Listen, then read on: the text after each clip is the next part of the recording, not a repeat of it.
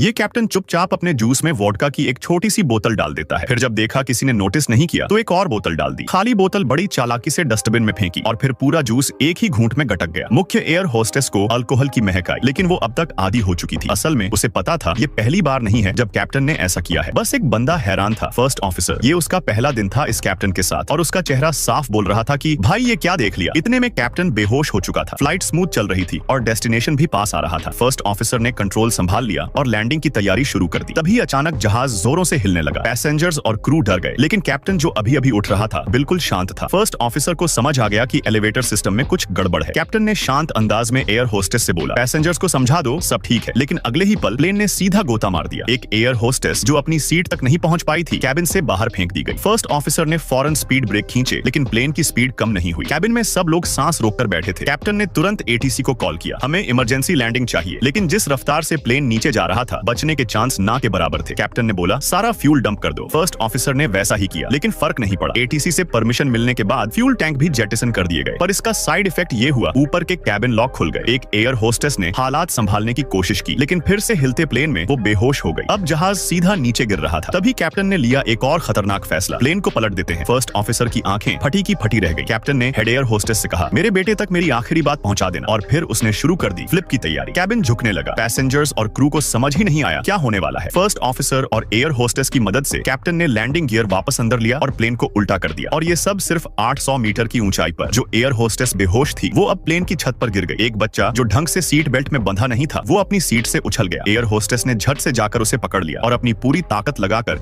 उसे वापस सीट पर बैठाया। फ्लिप के बाद प्लेन कुछ देर के लिए नीचे गिरना बंद हो गया, लेकिन अब फ्यूल डंप की वजह से इंजन बंद होने लगे थे। प्लेन में पावर नहीं था और वो रनवे तक पहुंचने की हालत में नहीं था। इंजन में आग भी लग चुकी थी। अब और कुछ बिगड़ने से पहले कैप्टन ने डिसाइड किया, जहां भी जगह मिले वहीं क्रैश लैंड करना पड़ेगा। लेकिन सबसे पहले प्लेन को सीधा करना जरूरी था। जो एयर होस्टेस बच्चे को बचा रही थी वो सीट तक वापस नहीं पहुंच पाई और दोबारा बेहोश हो गई। कैबिन पूरी तरह अफरा तफरी में था। किसी तरह प्लेन वापस सीधी पोजीशन में आ गया, लेकिन अब दोनों इंजन पूरी तरह फेल हो चुके थे और प्लेन सिर्फ ग्लाइड कर रहा था। अचानक सामने एक खुला मैदान दिखा जिसमें एक चर्च भी था। कैप्टन ने जितना हो सका प्लेन को मोड़ने की कोशिश की, लेकिन एक विंग सीधा चर्च से टकरा गया। अब केबिन में हर शख्स बस नीचे जमीन की तरफ देख रहा था और सबको अपना अंजाम सामने नजर आ रहा था।